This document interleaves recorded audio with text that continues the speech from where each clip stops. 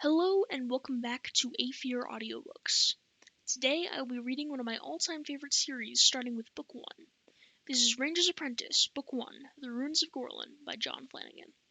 If you want to read more from John Flanagan, his name is spelled Johnflanagan, also shown on the screen. Trust me when I say he is a fantastic author. Before we begin, keep in mind that I have little access to editing software and very little experience with editing, so this will definitely not be the best audiobook you've ever heard. Let us begin. Chapter 3.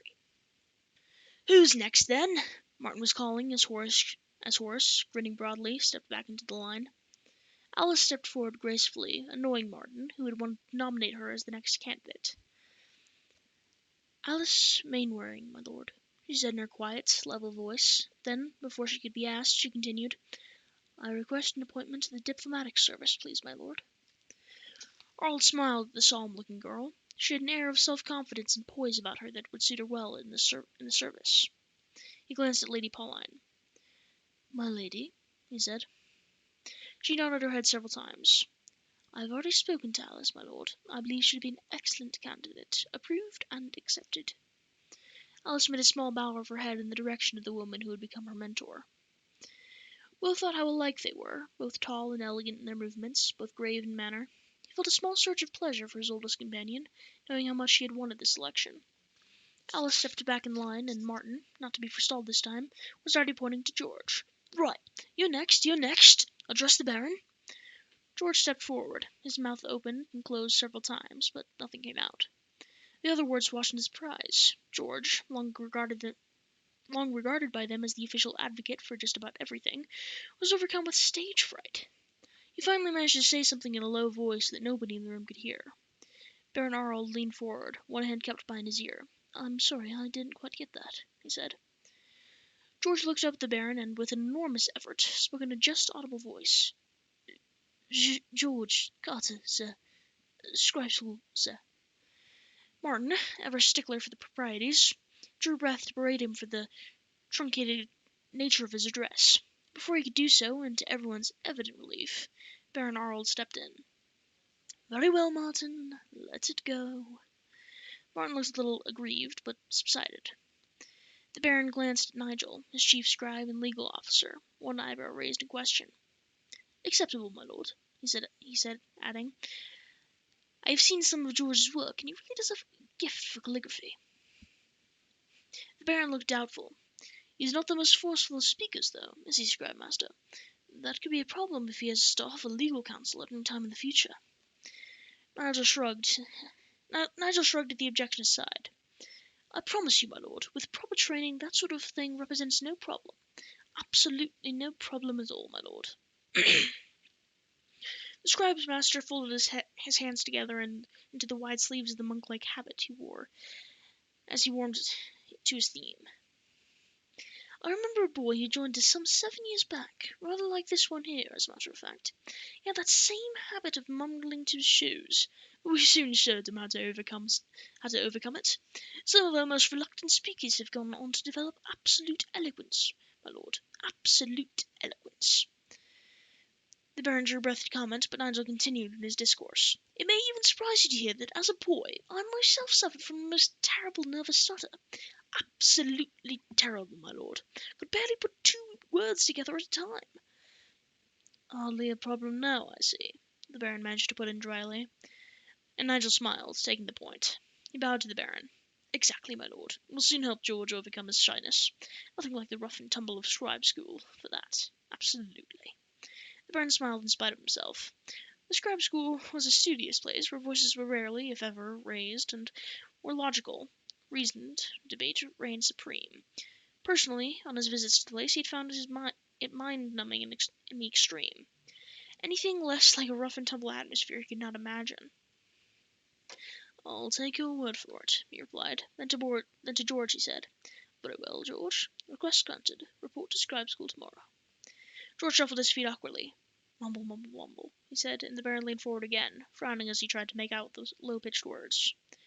What was that? He asked. George finally looked up and managed to whisper, Thank you, my lord. He hurriedly shuffled back into the relative and not a minute.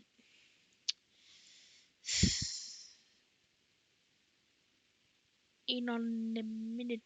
I am not even gonna try. Of the line. I have been stumbling over my words today, so I apologize for that. Oh, said the Baron, a little taken aback.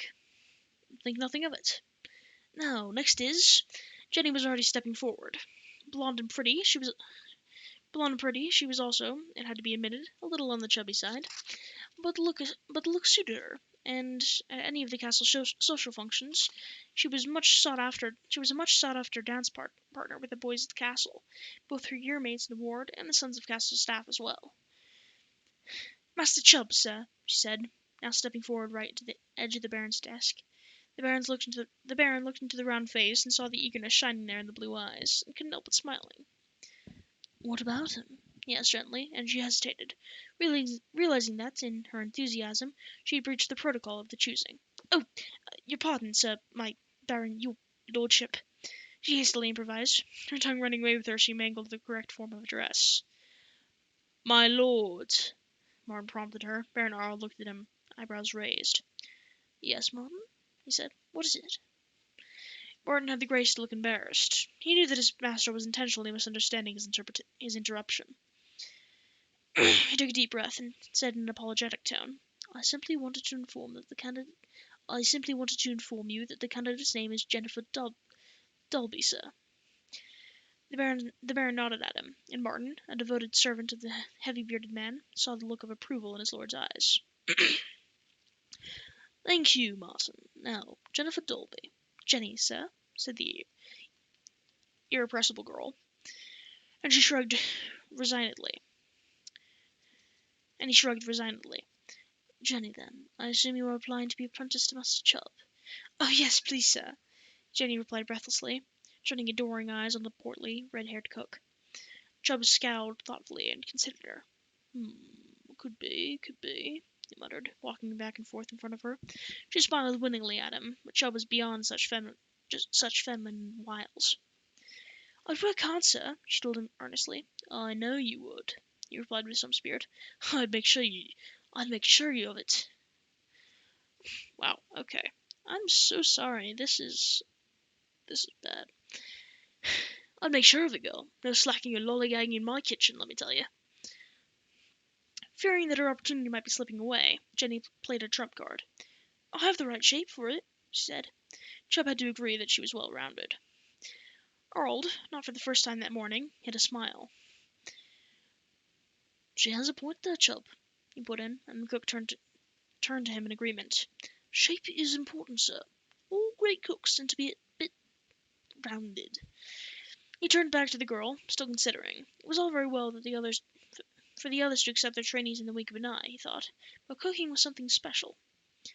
Tell me, he said to the eager girl, what would you do with a turkey pie? Jenny smiled dazzlingly at him. Eat it, she answered immediately. Chubb rapped her on the head with the ladle he carried. I meant, what would you do about cooking it? He asked.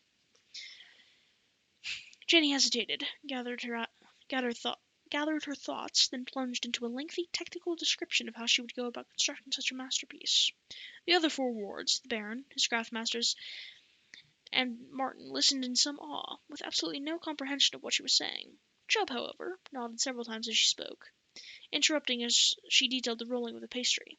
9 times, you say? He said curiously, and Jenny nodded, sure of her ground. My mother always said 8 times to make it flaky, and once more for love, she said. Chubb nodded thoughtfully. Interesting, he said, and looked up at the Baron. He nodded. I'll take it, my lord.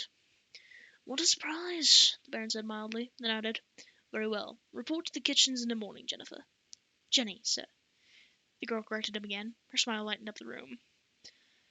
Baron Arnold smiled. He glanced at the small group before him. And that leaves us with one more candidate. He glanced at his list, and looked up to meet Will's agonized gaze.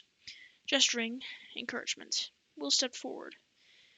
Nervousness suddenly drying his throat so that his voice came out in barely a whisper. Will, sir. My name is Will. And that is the end of the chapter. Thank you so much for listening, and I'll see you guys in the next reading. Bye.